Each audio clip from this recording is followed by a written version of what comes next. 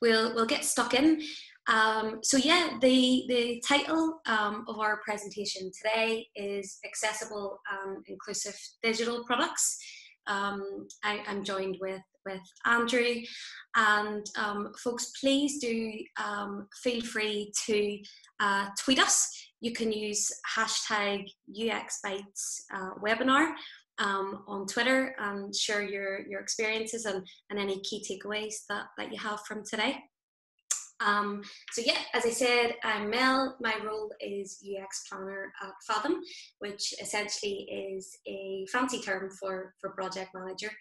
And you can see my email there. It's melissa@fathom.pro. And yeah, I'll welcome any follow-up questions or banter, or if you have any good gifts, they're always really welcomed in our shared Slack channel as well amongst the other Fathomers. Thanks. I'll hand over to you, Andrew. Thanks, Mel. And Mel, you forgot to add your webinar machine. So Mel has just done another webinar this morning, and she was straight off it and onto this one. So yeah, she's made it tough stuff. Right. All sympathy welcomed. It's the first that I've done. Actually, it just so happens that it's 2 in one day. So yeah, lots of coffee, keep me going. Yeah, so as Mel said, I'm Andrew. I work very closely with Mel and I guess everyone at Fathom because we're a small team, and my role as UX strategist is very much around supporting Mel primarily and making sure that whole project management and commercial function works well. But also I'm involved in overall agency strategy and helping to sort of move the agency forward and looking after key clients. So really glad to be here today. Doing another webinar and joined by Mel. Okay, so I'm just going to get into the agenda then, just to get us started. So I've already done the intros. We're going to talk a wee bit about why this is important, why this is an important topic, why we're talking about this today. I also want then to talk about, the differences and the relationship between being inclusive and being accessible. So inclusive design and accessibility, and framing what we're going to talk about. Then we're going to start to get into a bit of detail around the principles of inclusive design, the processes of going about design inclusively, and then similarly when it comes to accessibility as an outcome of that inclusive design, how to go about those accessibility processes and what tools and tips we can give you along the way. And then want to finish with some inclusive design in practice. So got a couple of very short case studies, one from our experience of working with a client project, and then one that we are just very familiar with and use it a lot when we're trying to describe what inclusive design actually is and the benefits of it to society or individuals. And then we do hope to get a Q&A block at the end, 10 to 15 minutes of that. And please do, as we're going through the webinar, please put in any questions as you think of them in the Q&A box. We're going to try and get to as many as we can. And the ones we can't get to, we always publish a blog a few days after the webinar, and we'll do that on this occasion too. So hopefully the majority, if not all the questions, we can get answered to one way or the other. But we want to find time to answer a couple today. So please do pop them in, and we'll get to some of the real hard hitting ones if we can. Okay. So why is this important? Why are we talking about this today? It's important on a number of levels. It's important for users, for business and designers. And I'm hoping that the audience here today is a mixture of these folks, because we do want to hit this home on a number of levels in terms of just framing the problem to be solved by this practice, but also giving some tips to designers and developers, and also letting businesses understand that this is a really important thing to consider for all of your design and your services. So Tim Berners-Lee, when he invented the web, one of his key fundamental visions of the web was its universality. It's that it could be accessed by everyone regardless of their disability. And Tim has said on numerous occasions that he feels the web just hasn't lived up to that expectation, that value that he thought it would bring when he first invented it in the 80s. And in 1997, as a result of a multitude of frustrations, not just his own, the International Programme Office for Web Accessibility was initiated because the web had grown so much that inclusivity and its ability to be accessible was almost left behind in its speed of transition. So, and in much more recent times, in 1997, Tim has also been at the forefront of trying to address the issue. And it really is so important that we try and get to that point, you know, as close to what this vision of Tim was back when he invented the web. Just to frame as well another study that was done. Now, this is a study that was done between 2011 and 2015 across 33 countries, and it was published by the Organization for Economic Cooperation and Development. So across 33 countries, over 215,000 people were tested. And what they were tested on was their ability to complete tasks online. And there were a number of then brackets that emerged, and levels that emerged, and percentages of people being able to complete these tasks. And just to kind of put this in this slide, I think will help frame why this is such an important thing, and why I guess user-centered design is such an important thing to consider. So level one, a person who can complete a level one task, and that would be their maximum kind of computer literacy, is someone who could delete an email in an email app. So 14% of the adult population surveyed could do that. 29% is described as level two, and that would be tasks such as find an email from John Smith. So quite a big percentage can only go that far in this study. Level three was then a bit more advanced, but not too advanced. That would have been someone who can perform a couple of steps on an application. So that would be, can you find a sustainability related document sent to you by John Smith? And only 26% could manage that. And then 5% is, I guess that would be the most skilled group. That would be probably, and I hate to use too many assumptions because that's dangerous in UX, probably the majority of us here today fall into that 5%. We use computers regularly. We use a range of applications. We can search and filter and sort, and that's what this 5% is trying to represent. And then there's another clanger, and that is there's 26% of people through this study, which represents a global community, who just can't use computers, and that stat extends throughout the UK. I think in the UK it's 25%, so it's just a little bit lower. And as I said, we're probably in that 5%. Most of us here today, I would bank, are in that 5%. So the other 95% are having problems, and the other 95% are having problems for a number of reasons. And we know, and the world knows, and Tim Berners-Lee knows, so it must be true. A lot of that's down to access and not thinking about our design being inclusive enough for people to use it. So that's just to help frame it. Another thing to consider in the whole mix here of inclusive design and thinking about not just impairments and abilities, but is age. So, you know, with age and with an aging population globally, we have different challenges. We have people of different ages see technology as either having benefits or limitations. A lot of people who didn't grow up with technology have access with confidence, have issues with confidence. Of course, there's skills. So if you've never grew up with computers, you have to learn from scratch. Then there's your motivation. So what's your motivation to do it if not everything needs to be done online, or you might have younger people in your family or friend circle who could do it for you? I know that Mel and myself would have a lot of that in common. You know, our parents and our grandparents would ask us to do stuff. And then there's that drive towards digitization that, with COVID especially now, is putting added pressure on not only businesses to start to digitize and improve their online experiences, but then for all the population to catch up and just jump into this stuff and maybe not have the confidence, skills, or motivation to do it.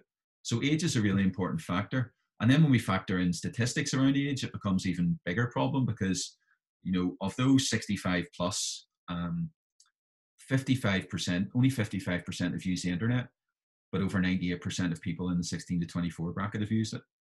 But then profession goes a long way to it as well. So 65 plus, 100% of those are, if those are people are from professional backgrounds, they will have all used the internet, whereas 24% of unskilled workers in the 65 plus bracket won't have used the internet, or would have used the internet. So that's almost 76%, sorry, that won't have. So that's such a big hurdle to overcome for the elderly. And when we look at divide, we can talk about so much about divide, and if we could dedicate a whole webinar to this if we wanted. But there's a social divide and the economic divide to go with this, and we need to really think about it, especially in times of COVID, when digitization and access to digital tools is becoming more of a must-have as opposed to a nice-to-have in so many cases. Okay, so I'm just going to hand over to Mel. We're going to be a wee bit back and forth here today. Hopefully that doesn't disrupt too much. And Mel's going to talk a little bit more about framing the issue and the stats around disability. Super. Thanks, Andrew. Yeah, so let's look at some disability figures across the UK. The 5 common categories of disabilities typically fit into visual impairments, hearing impairments, motor difficulties, so having partial or total loss of function of a body part or parts, cognitive impairments or learning disabilities, and seizures. And when we think about why accessibility is important, it isn't just the right thing to do or morally right. There's at least 1 in 5 people in the UK that have a long-term illness, impairment, or disability. And there's many more that have temporary disabilities as well. And in these times of a COVID world, these are the people who are most likely to be the ones that need our products and services, most particularly online, because they tend to be the ones that are shielding, and digital is maybe now more their primary than what it has ever been. Surprisingly, 1 in 4 people with disabilities have never used the internet, and the people that have said that sites are inaccessible. So hopefully with the upcoming accessibility regulations coming into effect for public sites, and Lee, you'll know this well, in September we'll see much less of that. You might remember a couple of years ago, Beyonce hit the headlines because her website was being sued for failing to comply with the American Disability Act. So the states are a little bit ahead of us, and certainly that high profile case has grew awareness quite substantially. Okay, so when we look at accessibility, it can be really hard to get buy-in to invest in it. And there is a strong business case that comes with it. Not only are accessible websites, not only do they work better for everyone, but they're often faster, easier to use, and for the marketers amongst us, they appear higher in search engine rankings as well. And if that's not enough, the total spending power of families with at least 1 disabled person is estimated at about 212 billion a year. So if your products or services aren't catering for these people, you could be well leaving money on the table. Great, thanks, Mel. So I'm just going to take over for a while, just to get into some of the definitions and I guess framing what it means to be inclusive and what it means to be accessible. So just wanted to start with this Venn diagram to kind of explain where accessibility and usability sits in the language and the articulation of design thinking, as we call it and think of it now. So the reason why inclusive design and human-centered design sits on the outside of this circle, in the big circle, is that these are, you can't really define and bring those elements to a conclusion. Inclusive design and human-centered design are just ways of designing. They're just mindsets and methodologies and principles that are embedded within your design process, and within those exact frameworks as well. There's lots of different ways that you can invest your time being inclusive and being human-centered, and we'll get into the inclusive stuff in a second. But accessibility and usability are different. They're very much the outcomes and the tangible rewards of some of that practice. So when we think inclusively and we think about things from a human-centered point of view, when you cut away all of the how to do it and the tools and methods, if you just think that way and make sure that you embed your processes around it, inevitably what will happen is your products and services will be usable and they will be accessible. Of course, there's more to it than just having that ideology. You need to really be skilled in what you do. But what I wanted to state here is you can't be accessible and your products can't be usable if inclusive design and human-centered design isn't part of what is driving those processes. That needs to be embedded first before you can even start to think about thinking about accessibility and usability. And where the sweet spot in the middle lies is really where you've got all of these things working in tandem. So you have a mentality and a skill set amongst your team to think about inclusive design and think about human-centered design. Then you have the tactical awareness and the tactical implementation skills to go about how to actually make products and services usable and how to make them accessible. So I just wanted to frame that first before going a wee bit further into this. Importantly as well, we all have disabilities unless we die first. And this is a quote by Greg van der Heijden, who has worked in the industry for over 45 years, accessibility industry for over 45 years, and is a professor at the University of Wisconsin-Madison. And the diagram to the left, not the diagram, sorry, the image to the left, that really represents trying to encourage you to think about impairments in a different way. So, before I started working in UX, I wouldn't have come across or thought about disability in the same way as I do now. And I think it's through that awareness of what is an impairment. It's not always permanent. So in this example here, you can see we have permanent, temporary, or situational. And what we must realize when we look at these, whether it's the person with one arm or the person who has a new baby and is holding a baby, their experience of using a digital product at that time of using it is going to be the same. So they're inhibited by the lack of not having one arm to use. And it's the same when we look at sight.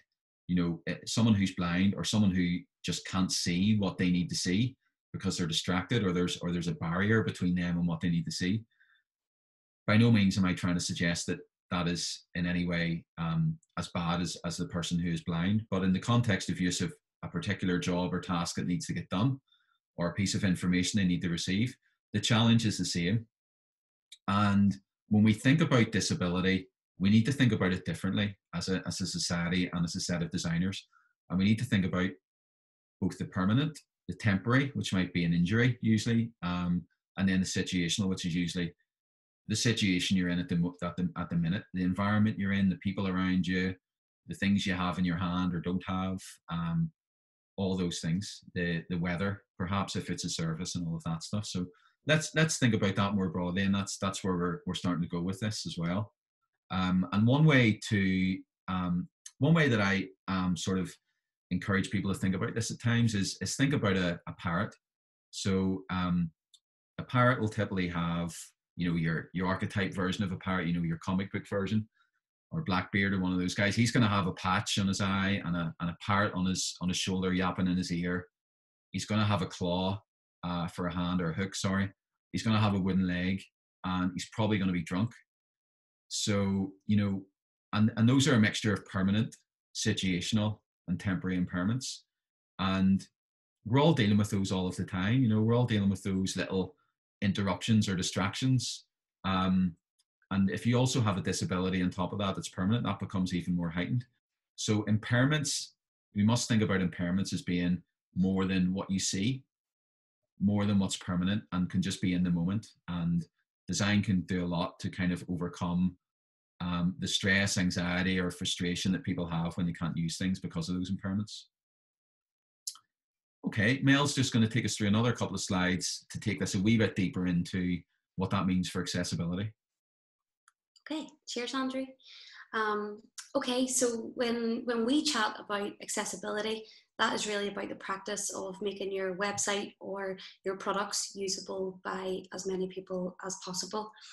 And there are guidelines that have been published by various government and industry groups to help with this online. And what they set out to do is to make sure that people with various degree in disabilities can access websites and other digital products. Andrew alluded there to those different scenarios of, you know, permanent disabilities right through to situational. And as we chat about inclusive design and what that means in terms of accessibility, I guess, you know, what we're really saying is those go hand in hand. So by practicing inclusive design, in turn, your products will be more accessible.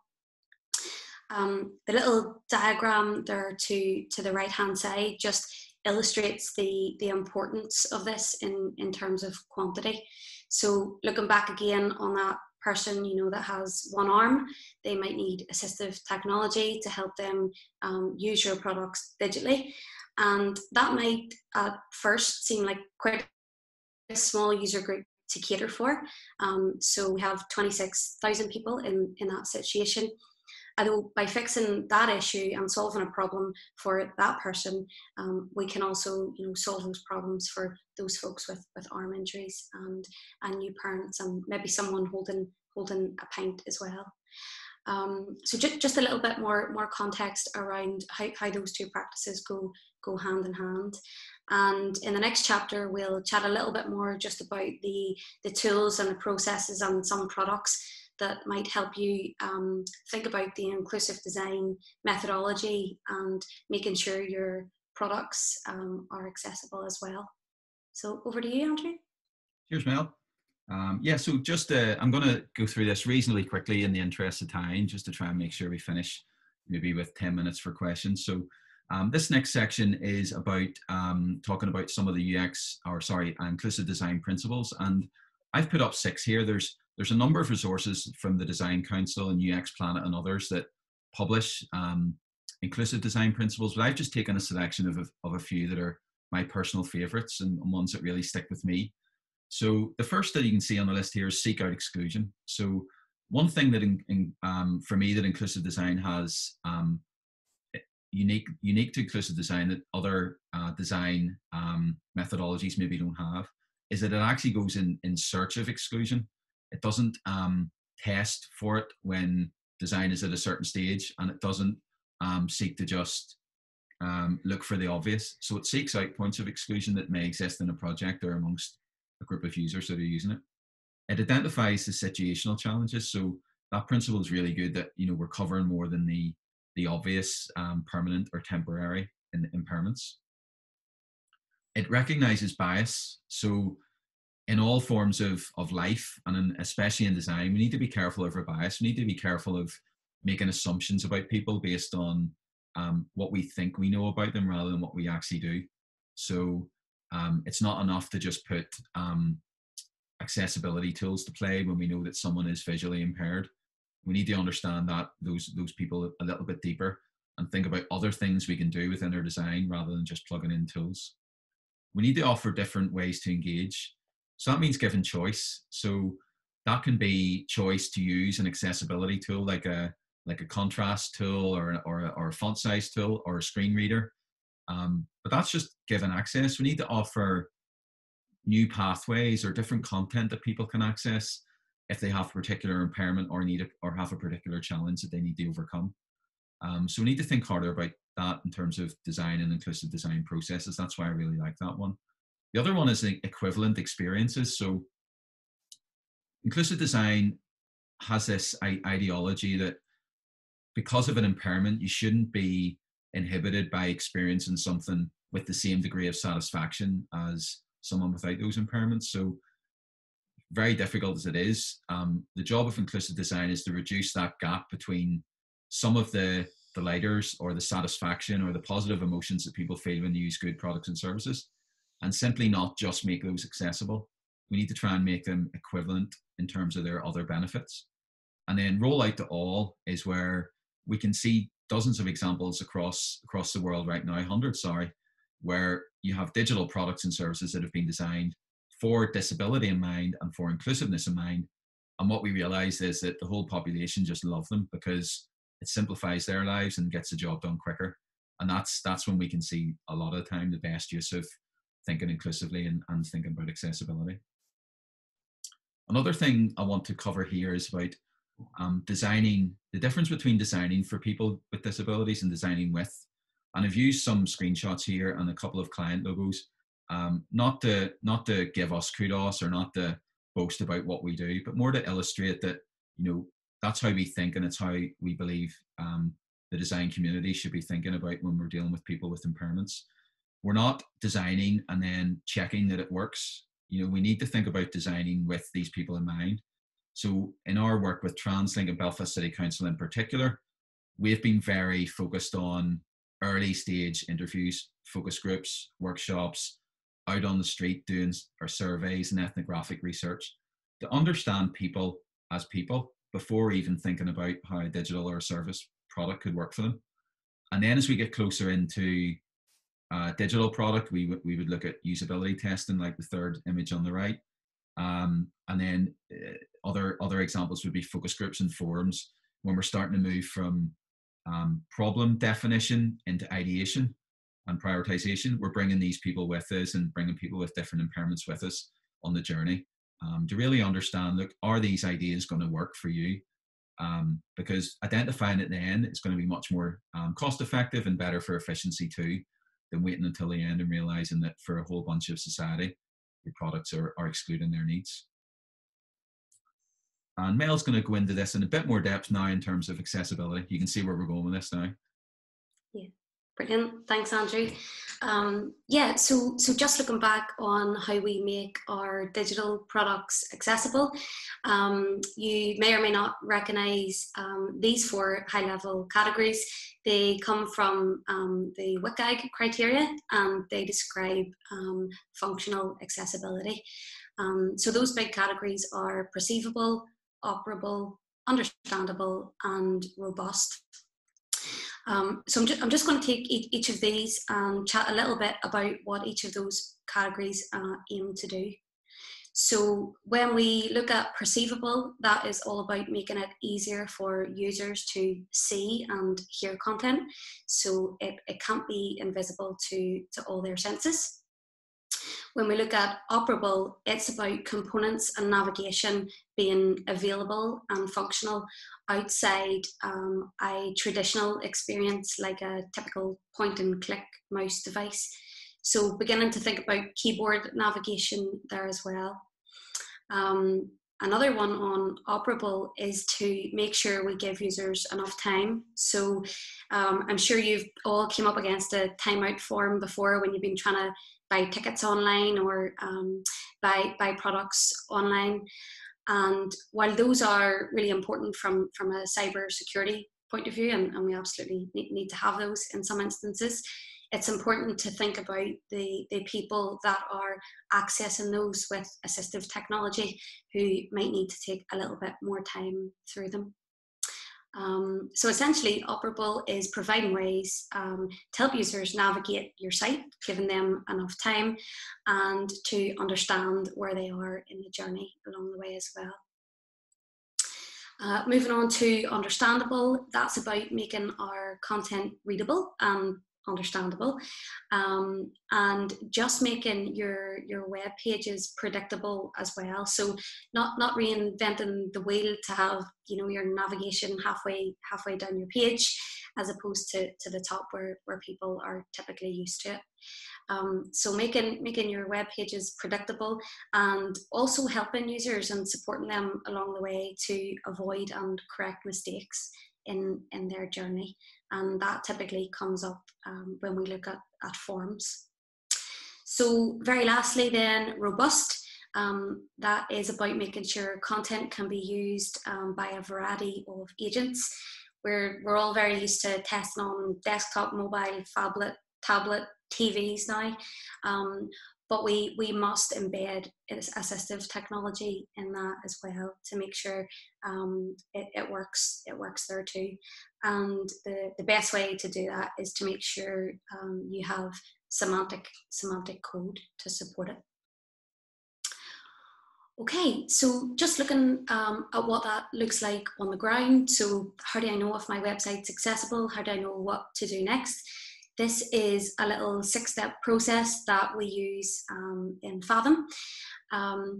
And at the starting point is really beginning to identify and prioritise what needs audited, so to speak. So the way we begin to identify content and web pages is, first of all, digging into our Google Analytics to get a good understanding of what content is most accessed and most popular. And from that, then we also look at templates or pages that have unique components. So making sure we get a really broad representation of the whole site. And what I would say is, even on, you know, very large websites, you know, they could be hundreds or thousands of pages. Typically between 20 or 30 pages usually gives a trustworthy representative sample of your site. So you don't need to go through every single page by page, blog by blog. That only gives a good representation. So when you have your pages identified and prioritized, run them against those WCAG guidelines that we just chatted about. And there are loads of great resources online to support you with that as well. When you've got that far, then you can begin looking at what needs done. So you'll have a good sense of where you're doing well, where you're not doing so well, and you can begin to look at remediation. And begin to split up the roles for that as well. I guess when we think about this, typically people think, oh, this is a developer's job, and in fact, there's lots of different roles that are responsible, from development to design, right through to content. Point 4 there, to test continually. You know, it's great to get on the front foot, to look at audits and to understand what needs done, but we must remember that these audits are only a snapshot of a point in time. So all it takes is someone to add an image without alt text on it, and before you know it, there's a failure. So remember that it's just a point in time, and continually test and make sure your team are trained up in understanding what their role in accessibility is as well. And that leads me on to point 5, that it's everyone's thing. So yeah, making sure everyone knows where their responsibilities lie and how that fits into their day-to-day roles, and baking that into your process. And then very lastly, if you do have the opportunity to test with real users, to really see how it looks whenever they access your site using a screen reader or just using the tab function on their keyboard, to see that, you know, in real time, and make sure that it's easy to use. Okay, so good news is there are lots of tools available to help us with testing. And this is, I've broken this wee slide up just into both automated and manual. So in our automated toolkit, this is just a very brief view of some of the tools you can use. There's plenty out there. Our automated tools are things like Axe, WebAIM, Contrast Checker, the WebFX readability tool, and Wave as well. And I guess when we look at these automated tools, they're brilliant because it is a very quick way of identifying accessibility errors. But we also must remember that they don't always give us the full picture, and these tests should be run in conjunction with manual tests as well. When we look at our manual ones, we've got a couple here. We've got VoiceOver for iOS, JAWS for Microsoft, and NVDA for Windows 2. And it's important to have a good, healthy mix of those different screen reader assistive technologies, because like browsers, they interpret some things differently. So it's good to have the full picture there. And as I say, you know, using keyboard functions to tab order through your navigation and all the interactive elements of your website as well, to make sure you can access all those functions. Another good automated tool that I should have touched upon was the readable score. So you can pop your URL in and it will spit out how it believes your website is fair enough in terms of how understandable or readable it is. And that's really important. And you might be surprised to learn that the average reading age in the UK is 9 years. So just to put that into perspective, the Guardian has a reading age of 14 and the Sun has a reading age of 8. I think gov.uk's design principles, they aim to go for 9. So yeah, that's another good tool just to get the check and balance of where your content is fair enough. Okay. Some more good news is that most of the common accessibility issues that come up on websites are very easily fixed. And it's just, looking at how people with disabilities access your website in a non-traditional way as we might be used to. So you'll see all those top 8 on the screen there at the minute. In the interest of time, which I know we're tight for, I'll just touch upon a couple of them. One of the biggies is low contrast on text. So you can very easily pop in your colors, your hex codes into contrast checker, and you can upload some images as well, and it will tell you whether you pass or fail. It's as black and white as that. Then looking at missing alt text on images, it's a big one. So screen readers can't read or understand images unless they have some alternative text to describe to the screen user what they are. Now, there are some exceptions to the requirement here. If there is images that is purely decoration, you can just tell assistive technology to ignore that. So if it doesn't benefit a user with using a screen reader at all, you can ignore that. The missing link text, that's where there is no text used to represent a hyperlink. The little image that just floated in there from the side, this is an example of buttons that have been created in a design package that has the text baked into them. So again, screen readers can't understand if that's a hyperlink or where it goes. So important to make sure you have that marked up. Very lastly then, ambiguous link text. You've probably seen this and continue to see this all over the web, but it's these little headings like click here or more information. When a screen reader reads that information but nothing else, the user doesn't know where the link goes to or what it's for. So it's much better to make that hyperlink text less ambiguous and more informative. And you'll see the little example of that in the wild there with enroll to training. So as opposed to hitting, click here or click here to enroll in the training, you just have that clear enroll in the training button there that says exactly what the user should expect. As outside accessibility as well, I guess this type of thing just makes your page more scannable and easier for people who, well, we're all in a rush, but for them to see what exactly that function does. Okay, over to you, Andrew. Thanks, Mel. Yeah, I'm going to run through a couple of very brief case studies, as I said, and we're running a wee bit over time, but we will make time for that Q&A. So apologies for those that only did give 45 minutes. We're gonna keep trucking maybe to about 50. To make sure we give that Q&A the time it needs, but I won't hold back any further and I'll get through these case studies relatively quickly. I wanted to talk about this, just our first example in our work with Belfast City Council. And we've been involved with the council now for about 2 years in the guise of a few projects, but our real remit is about designing inclusive services, both digital and just from a point of view of service design overall.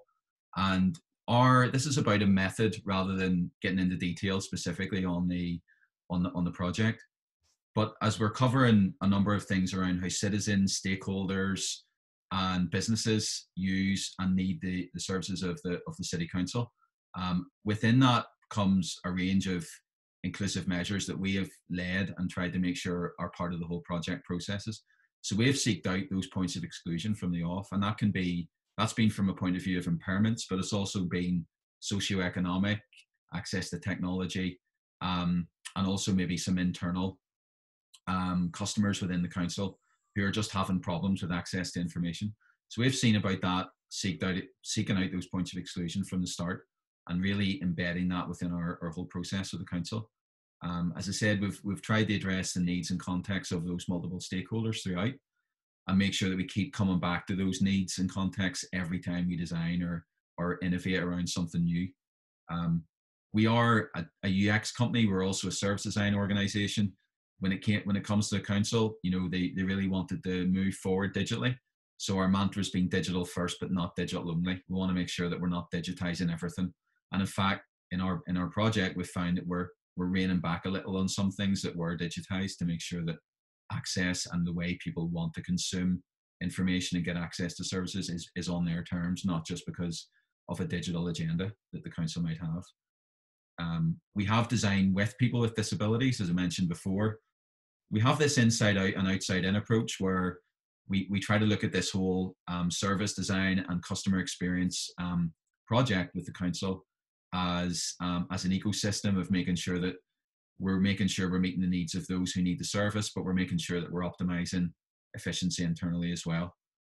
We're constantly testing through that design thinking methodology of that iteration through the testing and then back into the innovation loop.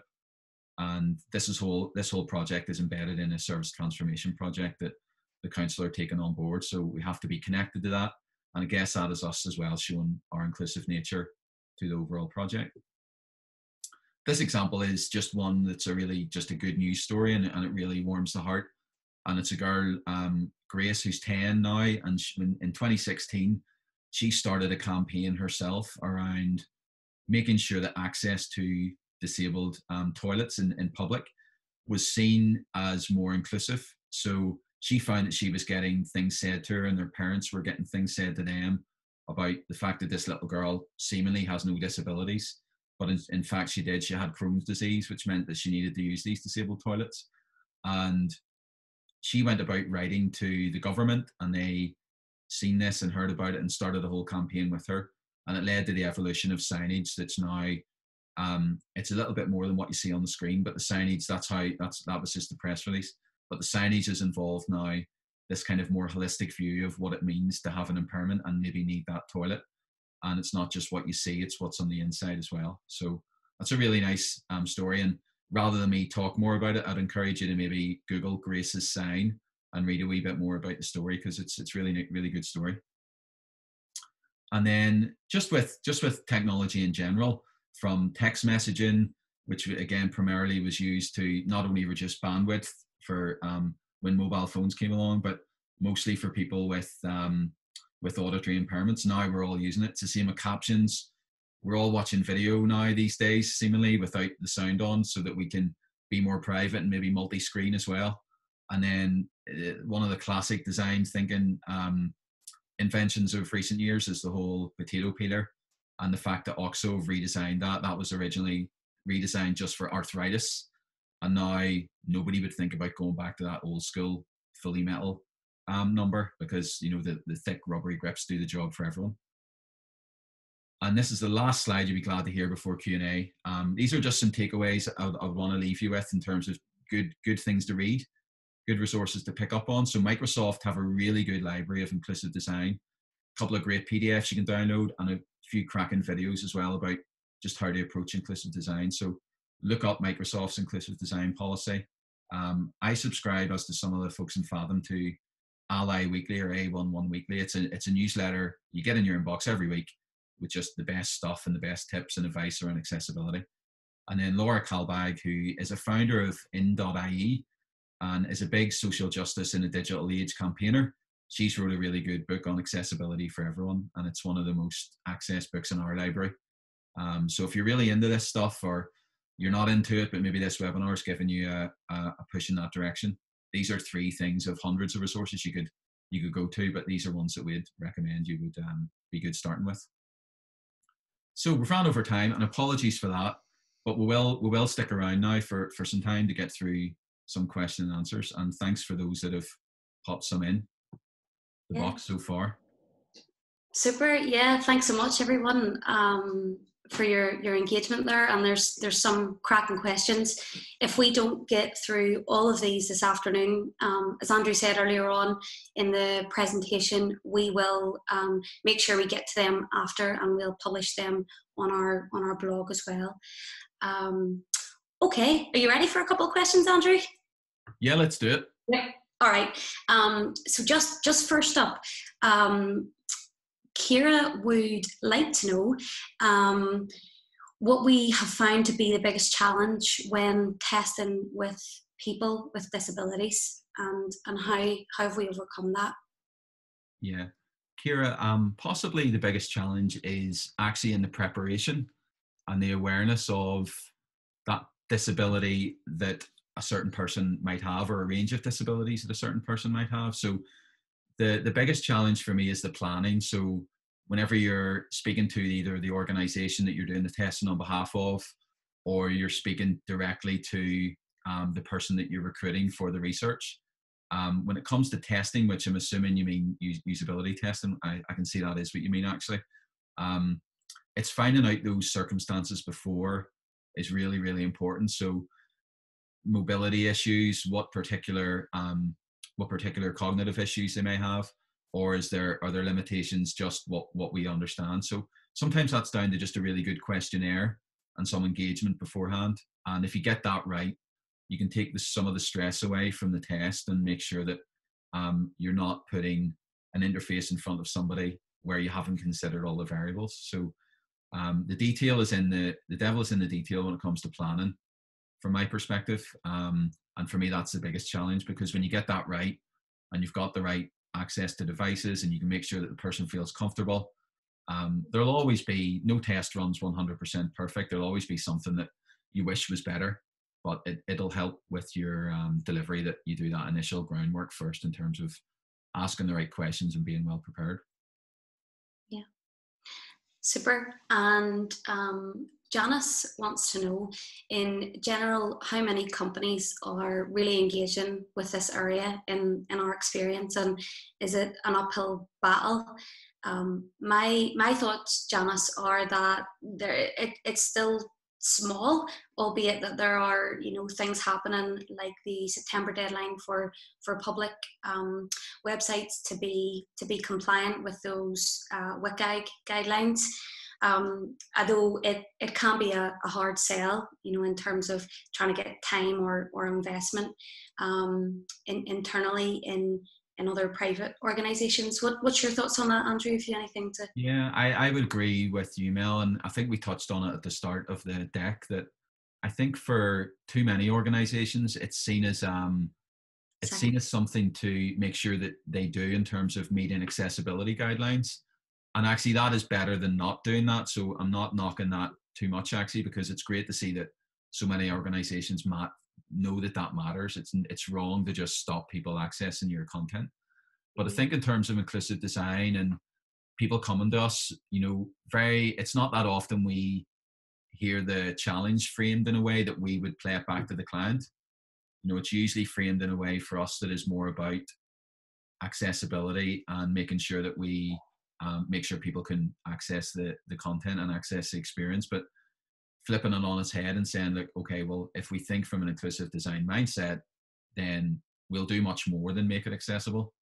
We'll make it all the things it should be for everybody if we think about it from that viewpoint. So hopefully that answers the question a bit. I don't think that the majority are thinking this way. I'd certainly be confident of that based on, you just need to look at Tim Berners-Lee and his comment and the challenge we're still up against in terms of usability. If everyone was taking it as seriously as they should, we wouldn't be at the 5% of people being able to do the most common things on the web. The 95% still needs addressed properly. Super. Do we have time for any more, or? Yeah, I've got one actually here, Mel, that I've seen. So does your website need an accessibility statement? Oh, okay. Yeah, I guess, if every website was completely accessible, we'd have no need for accessibility statements. And we're still a bit away from that. So until the internet reaches that point, publishing one seems like a good start into, helping those folks with disabilities to make the most out of your website or your product.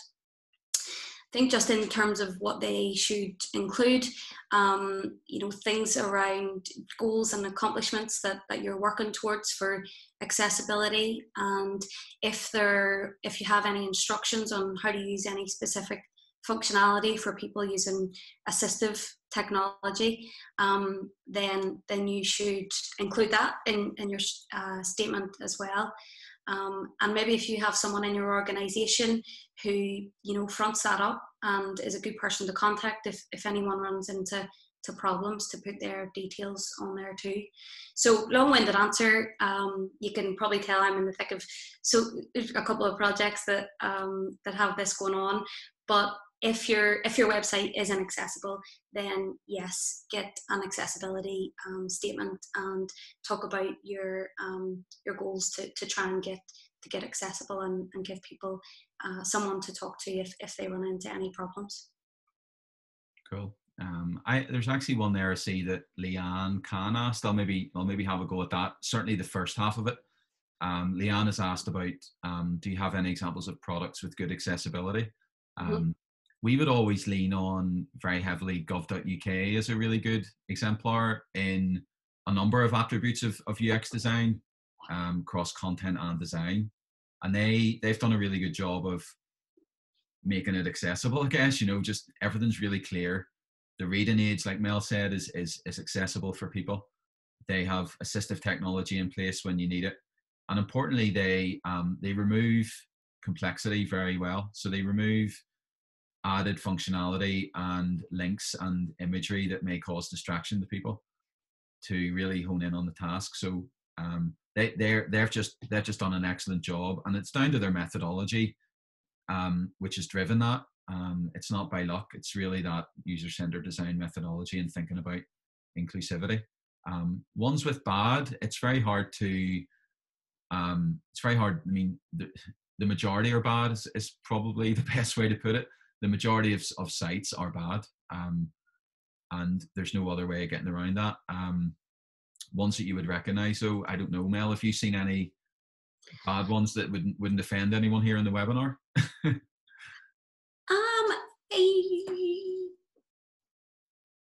I've seen my fair share, and I think you'd be surprised at how some big high profile companies with huge tech teams don't always comply or don't work. But none specifically off the top of my head that I want to.